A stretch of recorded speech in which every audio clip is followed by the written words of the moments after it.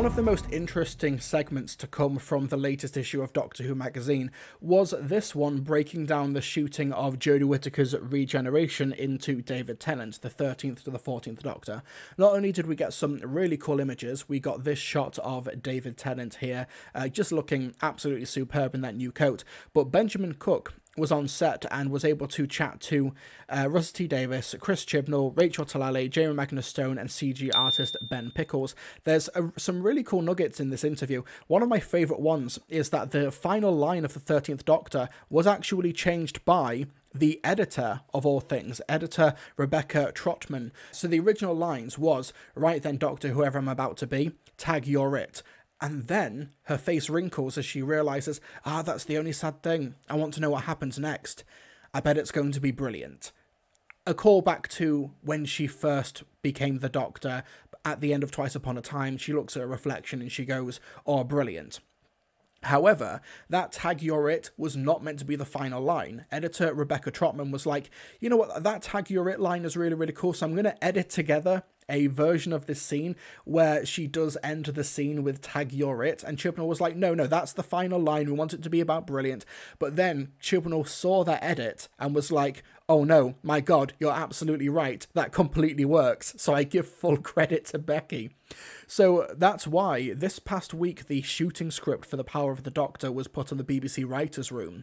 So that's the reason why the final line is the original shooting script version in that Writers' Room PDF. I bet it's going to be brilliant. Whereas the televised version was tag you're it. And I agree. I'm inclined to agree with Rebecca Trotman. I think that final line is the best one. However, there was a lot of discourse on Docky Who Twitter talking about the costume change for the 13th to the 14th Doctor. It says here, this is the first time since 1966, the Hartnell to Troughton transformation, that the Doctor's clothes have regenerated too. And Rusty Davis says, I was very certain that I didn't want David to appear in Jodie's costume, states Russell. I think the notion of men dressing in, quote, women's clothes, the notion of drag is very delicate. I'm a huge fan of that culture and the dignity of that. It's truly a valuable thing. But it has to be done with immense thought and respect. With respect to Jodie and her Doctor, I think it can look like mockery when a straight man wears her clothes. To put a great big 6-foot Scotsman into them looks like we're taking the mickey. Also, I guarantee you it's the only photograph some of the papers would print for the rest of time. If they can play with gender in a sarcastic or critical way, they will. So when this quote was making its way through Docky Who Twitter, this was the only bit of it that was shown initially. I do think a lot of the people sharing this did kind of want to take this out of context, because the next bit clarifies it a little bit more. Rusty Davis goes on to say, we could have the Doctor dressed as a knight, or dressed as God, or dressed as William Hartnell, and the only photo they'd print would be David in what they consider to be women's clothes. Then it becomes weaponized as a mockery of feminine traits, a mockery of drag, of that culture. So that was never going to happen. Knowing that David was coming in, I was absolutely certain that the clothes would regenerate. Nothing would have changed my mind. So, let's talk about the understandable concern with this sentiment. Now, as a straight cis white dude, I am not here to claim to be an ultimate authority on what is good or bad gender or LGBTQ plus representation, okay?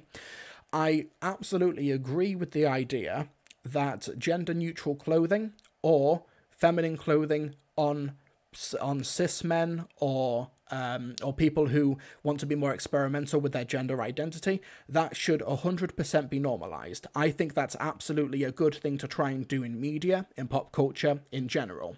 I also understand that Jodie Whittaker, when coming up with her costume design with Ray Holman back in 2017-2018, she took inspiration from a black and white photo of a woman who was wearing baggy trousers and suspenders, and how that was a very powerful photograph for her because it looked like it had no gender, and that her costume, what they wanted it to be, was a genderless costume. There's a great quote, I think she is actually at a fashion show, and she struts on the runway, opens up her hood, and it's Jodie Whittaker at a fashion show promoting Doctor Who, and she says, you're not wearing a woman's costume, you're not wearing a man's costume, you're wearing the Doctor's costume. And I think that's really, really cool. And I think that the idea of the costume is meant to be a gender neutral one, and I've seen many male cosplayers or cis male cosplayers pull off the costume terrifically well. Absolutely, for the rainbow shirt, the suspenders, the boots, the coat, everything. I think that's terrific. However, I've had to give you like a paragraph of explanation as to the intent behind Jodie's costume. And if you have to go that in detail, describing the costume as a gender-neutral costume, then you are fighting a losing battle when it comes to the tabloid media, turf fascists, and gender-critical people. I think that the shorthand of, oh, this is a 6-foot-tall Scotsman in a woman's outfit who is like half a foot shorter than her, that could look like mockery. I completely understand and get that. It's also worth noting, because I think a lot of people were trying to take this out of context, Russell T Davies says women's clothes in quotes. I think the notion of men dressing in women's clothes, the notion of drag, is very delicate. I think Russell T Davies was being very thoughtful with his process here. And I think if The Power of the Doctor was preceded by David Tennant's next story a week later, I think that they should have gone for it. I think that they should have had him regenerate into a slightly upscaled version of Jodie Whittaker's costume, you know, up it a few sizes, different size shoes, different size coats, etc., etc.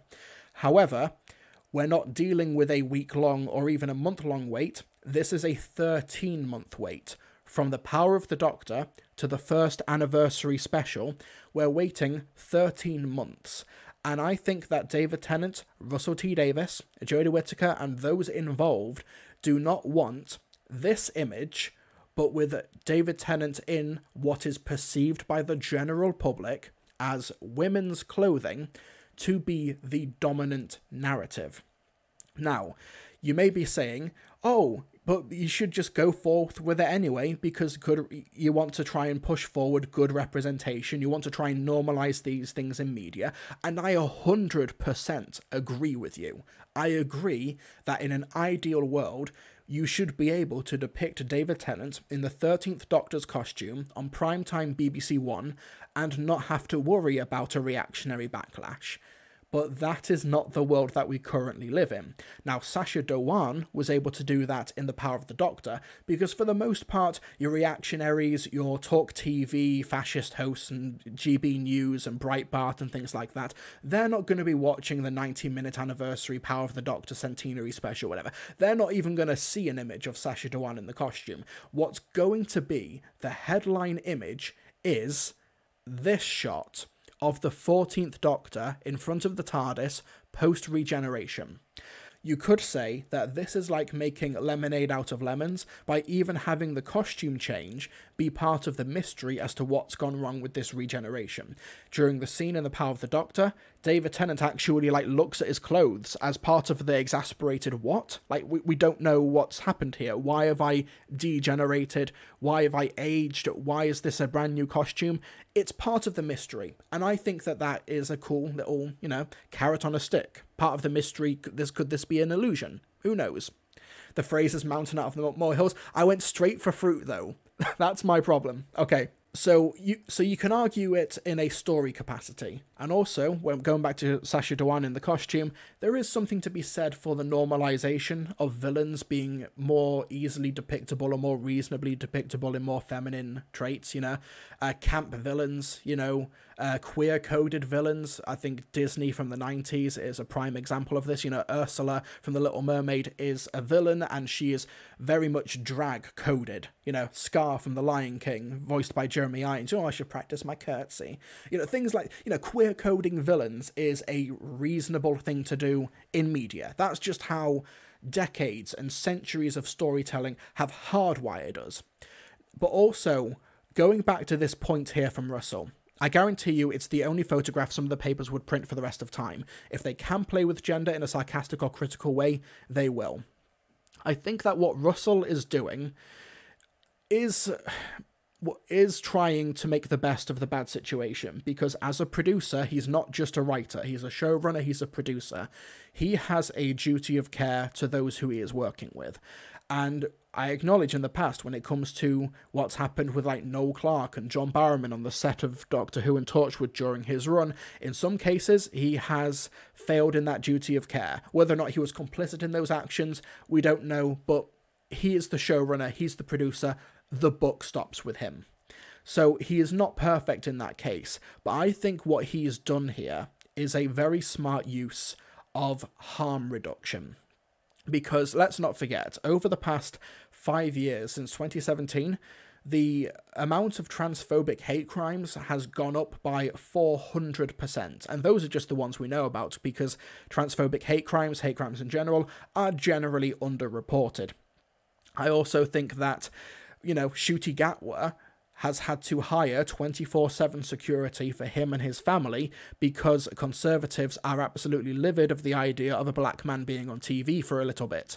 We talked about this story a few months ago when it happened. When it comes to the reactionary Conservative outlook on Turf Island, on Normal Island, known as the United Kingdom, I think Russell T Davies has chosen what battles he wants to fight. Now, we are getting woke progressive Doctor Who, for lack of a better term, in 2023. The 3 directors for the upcoming specials, 2 of them are women, 1 of them's a gay man. When it comes to the next Doctor after him, Ncuti Gatwa, a black man, a young man as well. When it comes to the casting as well, we've got Yasmin Finney playing Rose, not a replacement character for Rose Tyler. Her name just happens to be Rose in the series, as far as we can tell. So I think when it comes to, Russell as being such a bad advocate, he's being such a bad person for the LGBTQ plus community, I think that what he's done here is decided which battles are worth fighting. Do you want the media to run away with an anti-gender neutral outfit, or what could be perceived as a cross-dressing or drag-dressing David Tennant for 13 months? Do you want that to be the story, especially during a time of massive gender-critical empowerment, shall we say, over the past couple of years? For example, like Graham Norton, who's a talk show host in the UK, he basically was interviewed and he was asked about, cancel culture and things like that. And he was like, well, when it comes to like trans rights, I'd rather we just asked an expert. We spoke to trans people. We spoke to people who were in families who were trans. And he basically said, let's defer to the experts. And he got harassed and hounded off of Twitter. One of the most powerful gay men in the country, Graham Norton, was harassed off of a platform by a gender-critical death cult, shall we say. I think that Russell would rather fight the battle in the actual media itself, rather than have out of context, obfuscated images of a 6-foot-tall Scotsman wearing a 5.5-foot woman's gender-neutral Huddersfield costume, and let that be the dominant narrative. And I think that people have a right to be disappointed. I think people have a right to be, upset to a certain degree. If this thing keeps you up at night, I think maybe there are bigger problems to be facing in the world right now, but I'm not going to hold it against anyone, really. But I think that he's chosen the battle correctly. I think Russell has a duty of care, not just to how his cast and crew and his talent are treated on set, but also how they are treated off-set in the media and in the hype cycle. For example, part of that duty of care, I imagine, would be making sure that Ncuti Gatwa goes nowhere near a GB News or Talk TV interview. For example, those type of things. And I think that making sure... I think Russell is coming at it from a perspective that everyone watching this, and myself as well, are not privy to. Because, Russell, he knows Ncuti Gatwa, he knows David Tennant. Maybe David Tennant, and I don't know, but maybe David Tennant was like, I would rather not have myself and my family hounded by the tabloids and the media because I wore Jodie's costume, and I don't want that for 13 months. And you know what? I respect that. Like, that, self-preservation, that harm reduction. I completely get it. And I also think it's astonishingly gauche of some people, and a little bit high and mighty from them, to talk about Russell T Davies, somebody who survived the AIDS epidemic in the 80s but saw numerous of his friends and his loved ones die because of conservative politics and conservative apathy. I think it's quite gauche of people to say that Russell T Davies does not know what harm reduction looks like. Someone who has gone through that and has seen how conservative politics and conservative rhetoric kills people, and that in order to avoid that, decided to change the costume during the regeneration proper. That's my perspective, and I understand that it is a privileged perspective of somebody who does not have a direct stake in this battle. But, I am white, of course, I am straight, but that won't stop me from doing reactionary, response videos and response segments and stuff to people who are like, black people shouldn't be on TV. Gay people should be as far away from the cameras as possible. We talked about that Talk TV segment, where the host, where the guest of that show said, a same-sex relationship in Legend of the Sea Devils and Doctor Who is inherently predatory to children. I can still be in your corner, all right? I think you can still have allies, and I think that Russell T Davies, from Queer as Folk to Doctor Who, the end of Series 1 had the first same-sex kiss between the Doctor and Jack Harkness, Torchwood, things about disability representation as well. We're getting ramps in the upcoming TARDIS set. What he's doing for Doctor Who now, what he's done for It's a Sin for years and years, etc. I think that saying that Russell T Davies does not know what he's doing when it comes to marginalised representation shows a little bit of ignorance in terms of his work. Obviously, he's not perfect, but I think that High Voltage in the chat is right. Sadly, some people don't care about doing or saying the right thing, they just want to get Twitter point. It's true, I think that a lot of this does come from Twitter clout. I think a lot of this does come from a bit of a circle jerk attitude on Twitter, which I was absolutely on the receiving end of this past week on Twitter. That was an awful lot of fun when I was enemy number one. Being a good advocate for progressive values for marginalized groups means picking your battles.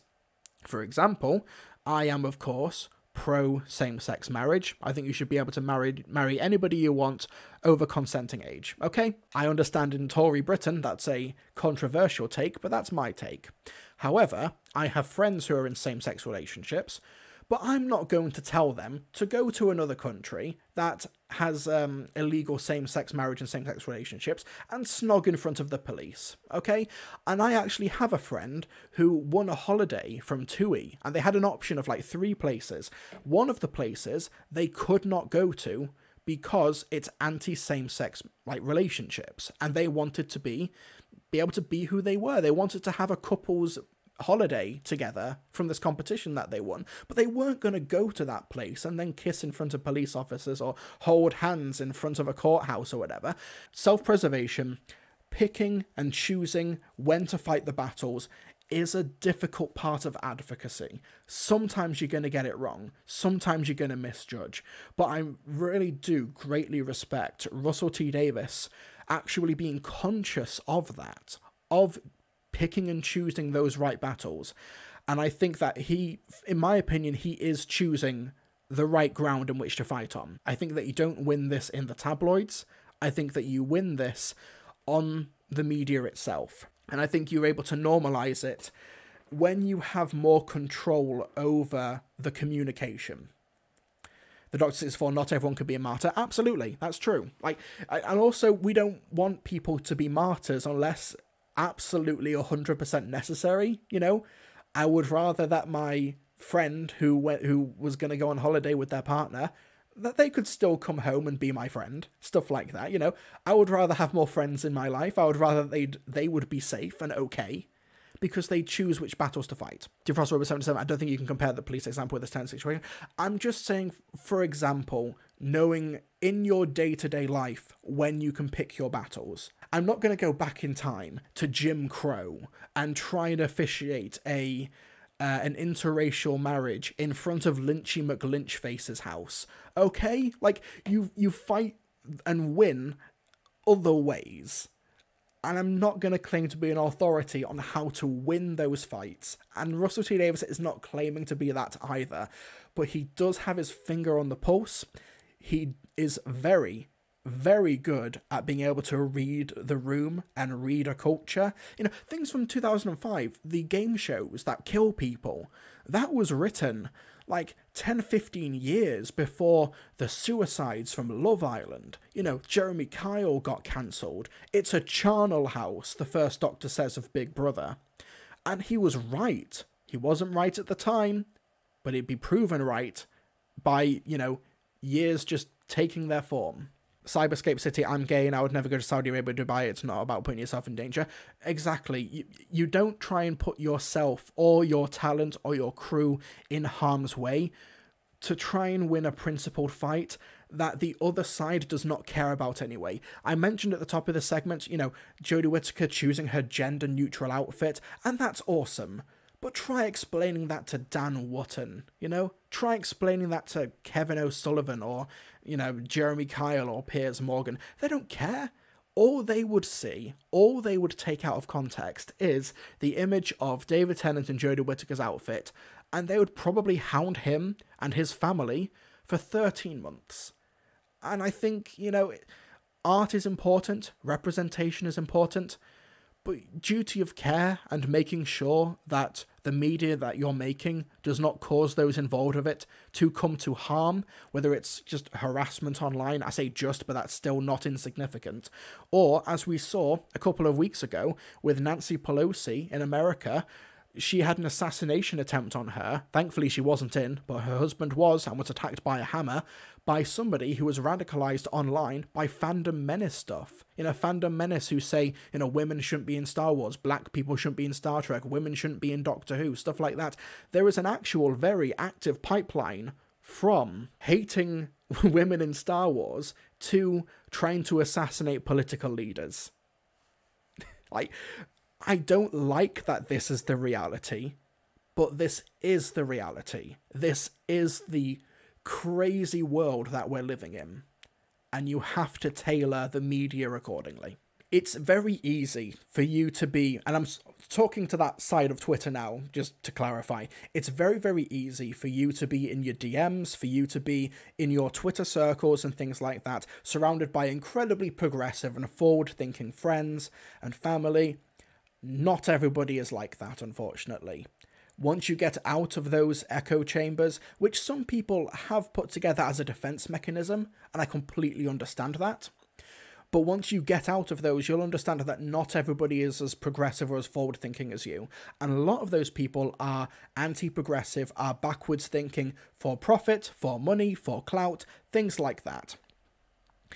But that is the reality of the world that we're living in now.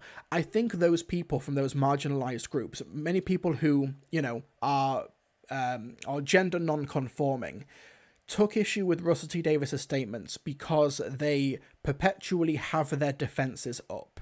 And I understand why you have your defenses up, because it's a form of self-protection, of trying to make sure that you don't get hurt, and I completely understand that.